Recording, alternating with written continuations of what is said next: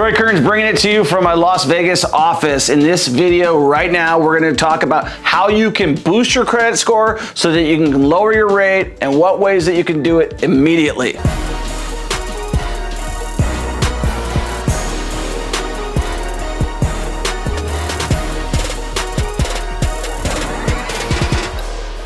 We are going to give you step-by-step instructions to what you can do to fix your credit score and to make it go up so that your rates come down. So make sure that you stay all the way to the end because all of this stuff is super important and not one part of it is more important than the other, so you need to know it all. In this video, we're going to be talking about credit score as one generalization, as a mixed blend of all those different reporting agencies blend, and we're just going to be referring to it as your current credit score. You're going to have a high one, you're going to have a middle one, you're going to have a low one, but we're going to refer to them all as a credit score. Credit scores are used by lenders, by 90% of all lenders, to determine your lendability and how much money they're going to lend you and what your interest rate's going to be and all of that. Payment history accounts for 35% of your credit score makeup. Be on time with your payments, and that's going to be the major determining factor of that. If you're late on your payments, that's going to take 35% of your credit score and knock it down. Credit usage, 30%. That means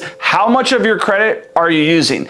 Also referred to as your revolving debt. Like, let's say you have $300,000 of credit and you're using $290,000. You're not a good risk. If you have $300,000 of credit and you've only used $10,000 of your credit, that means that you're not using all the credit you have out there, so you've got excellent credit. So you want to be about 30% of that, which equals the number is 30% of how they make it up. Always make sure that you pay your credit cards off every month, and always make sure if you don't repay them off every month that you maintain a balance of at least 30% below what the total limit is. Easy rule of thumb, $1,000 limit, $300 be the maximum balance that you carry into the next billing cycle. Another key factor is the age of credit accounts. That makes up 15%. So the longevity of your credit history, right? That's why they tell you never close an account. But then they tell you never keep an account open that you don't use. So which one is it? It's your choice.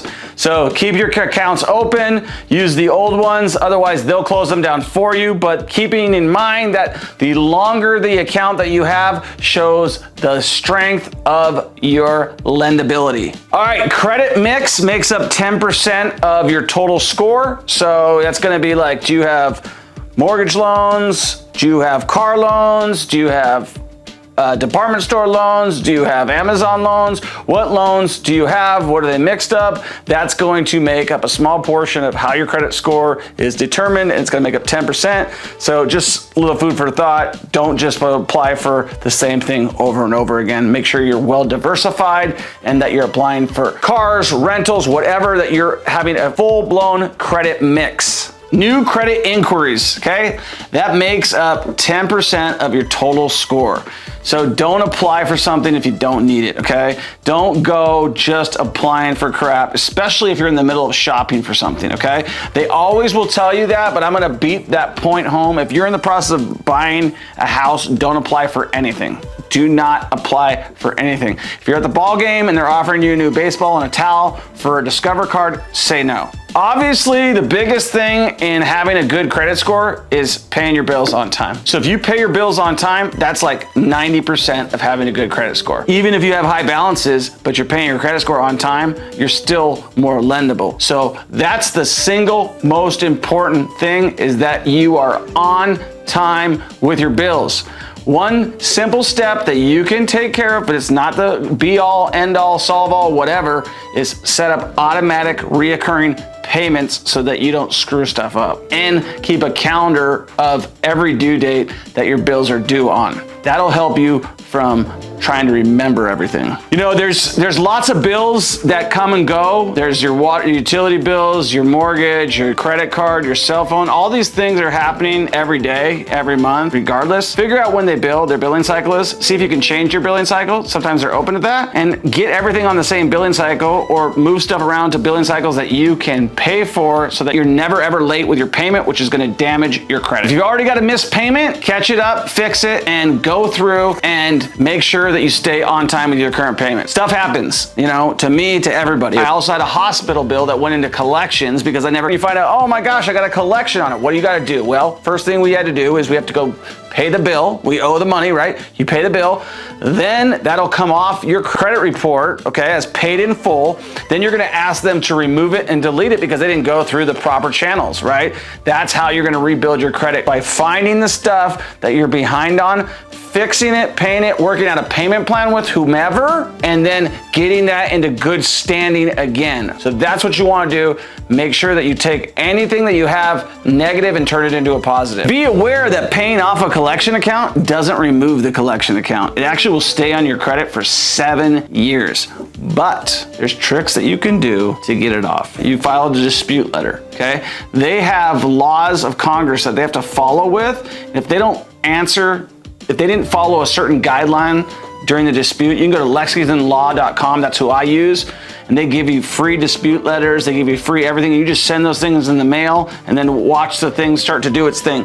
If you can't keep your credit score high, you're not gonna be able to do the most simple things. And if you're having trouble making ends meet, that stuff happens, but it's not a permanent thing and that's not a permanent solution. So you need to have a permanent solution, which is go make more money, pay your bills on time, keep your credit score high so that you can borrow money at a low rate. My recommendation is that you go through that credit report, you pull it for free, and you examine it thoroughly. You look for every single detail and you say, wait, is that me? Did I apply for that? Am I the one inquiring on that? If it wasn't, dispute it, okay? If it wasn't you, dispute it, it didn't happen. Setting up a credit alert is going to actually help your credit increase a lot because anybody who pulls your credit is going to have to contact you first. If they don't contact you first and they pull your credit, they violate a law. So that's a great way to make sure that you know that you're not getting any hard inquiries, which brings me into my next point. Don't have any hard inquiries, right?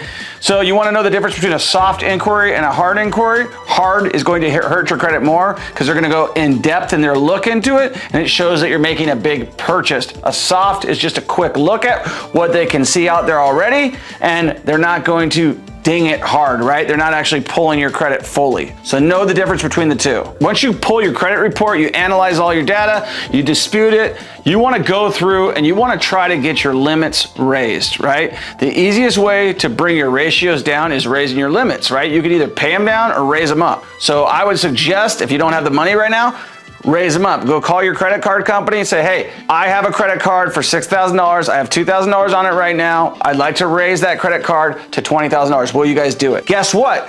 Now, if they raise it, your ratio is going to go down without you having to pay anything down because the ratio works the same way. If your limit's high and you owe this amount, but you raise the limit up, guess what? That ratio is going to go down. So you don't just have to pay stuff down. You can actually ask for increases, which is going to bring your credit score up and your ratios down. You want to have your balances exceed no more than 30% per month, ideally. You definitely want to pay off debt versus moving it around. With a credit card, pay that crap off every month. Do not carry a balance. That is high interest debt that you do not want to finance. With a long-term loan like a mortgage, that's good debt that you can depreciate for your taxes and that you can borrow against for long-term wealth building strategies. But the short-term credit is the stuff that's going to kill you. That's the stuff that you don't need to be paying for. Don't be charging your Starbucks. Don't be charging your McDonald's. Don't be going out to eat every day. Just use your credit card for the necessities. How do you chop interest? Pay the interest as quick as you possibly can. Pay 4 times a month. I don't care. Pay it off as fast as you can. Discipline yourself so that you don't get screwed up by having a late payment. So you definitely need to make sure you know when your payment due date is. Pay before that and then pay at that again so that you're never ever late, okay? And don't even wait till that end of the date, man. If you don't use ACH or some sort of electronic funds transfer, you're gonna have big problems. I hope you enjoyed the video. If you did, make sure you smash the like button, make sure you give us a subscribe, make sure you hit our notifications, make sure you follow me on TikTok, Instagram, Facebook, all of our other socials. And hey, if you like what we had to say, share this video with a friend.